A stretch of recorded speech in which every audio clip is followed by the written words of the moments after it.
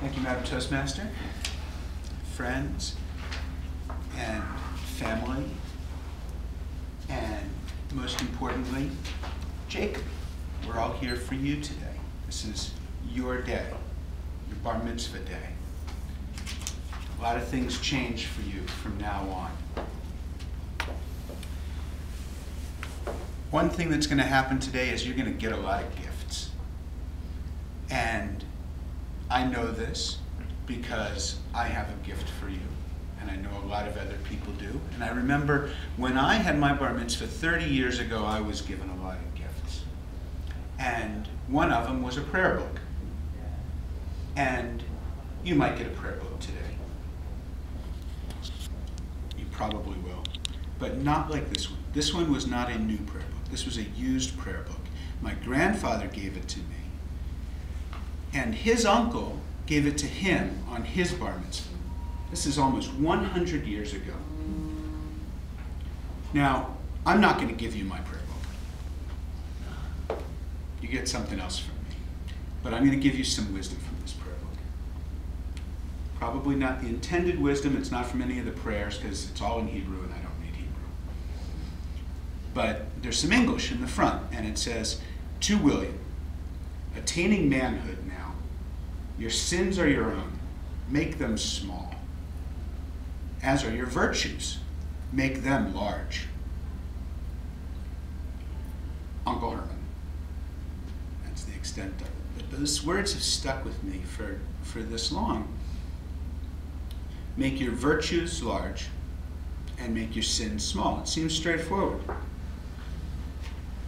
You already have a great sense of virtue. You have a strong sense of right and wrong, and I know you always have. I remember when you were 8 years old and we were watching the Washington Redskins, your Redskins, and they were playing a tight game against the Giants, arch rivals, and it was a brutal game, and the Redskins lost in the end. And you were so upset, not because they lost, but because you were convinced the refs stole the game, that they made every call against those Redskins, and those refs needed to come down because they were thieves. And you took pen in hand and you wrote a letter to the commissioner of the National Football League. You couldn't spell all the words that you wrote, and your stationery had puppies on it, or maybe there were ponies on it, but you voiced your concern, and you sent that off, and I remember you got a reply. And the commissioner didn't reverse the game.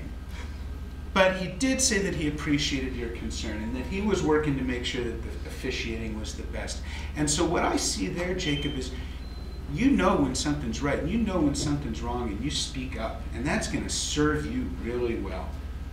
And just keep doing that, no matter what happens, whether it's a sport or a job or school or whatever.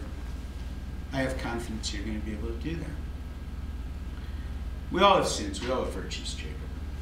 I could ask other people about you, and your coach might say, yes, he's very virtuous. He even congratulates the opposing team after a game. It's a good thing. We could ask about sins. We could probably ask your sister Zoe about your sins. I'll bet you she could come up with a pretty sizable list. And those are important. It's important how other people see you. Part of what Uncle Herman said was these sins and these virtues are your own. And that's what happens today that becomes different, is these sins are your own. And your virtues are your own. And what does that mean? It means that no matter who's looking at you, do the right thing, whether anybody's looking or not. And I knew you already do that. But the game changes today. See, you're now a full member of the Jewish society. And what that means in the tradition of Judaism is that you now get your own line in the book of life. The creator of the universe put your name down today, and from now on he's going to keep check marks of your sins and your virtues. And that's going to determine what happens to you at the end of life, if you believe this. And you've exhibited today that you do. So, in this book, virtues have weight, sins have weight. At the end, You want your virtues to be heavier, so you go up. If your sins are heavy, you go down. Now that's very ethereal. On the real world level, you also now have to take responsibility for your own sins and your own virtues. Remember a couple years ago you were out in Seattle and we went camping up at Deception Pass. And after dinner, we were standing around the fire, just 3 of us, 4 if you count the dog, and I remember looking over and you were drinking my beer. And I was shocked. You're 10 years old. You're enjoying it, which is a good thing, virtue in my mind, but nevertheless, you're not supposed to be drinking that beer. That was my fault. That was my fault. From now on, it's on you, man. And if you're caught underage drinking, you're the one going to jail. Juvie, just like that, man. Your responsibility. Whether anybody's looking or not, you should know what's right or wrong in those situations, and I believe you do. Now, I know you have large virtues, Jacob. Some people would say that the great way to evaluate a person's character is by how they treat animals. Because they can't say anything for themselves, however you want to read it. You've always loved animals. You've always been kind to animals. You do things for animals that they're not even going to know about. You remember my old dog, ancient dog, 16-year-old dog. She barely knew you. But you wrote a letter, or a note to her. Dear Keely, you may be old, but you're still cute. Love, your cousin Jacob.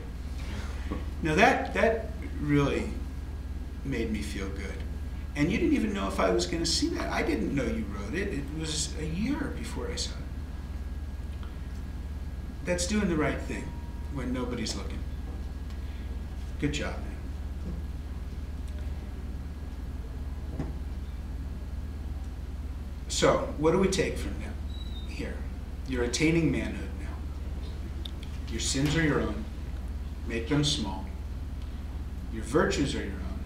Make them big.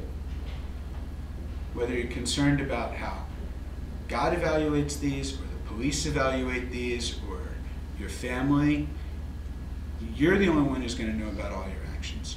So make sure you do the right thing, whether anybody's looking or not. And the right thing now is going to be to go to lunch. So, thank you.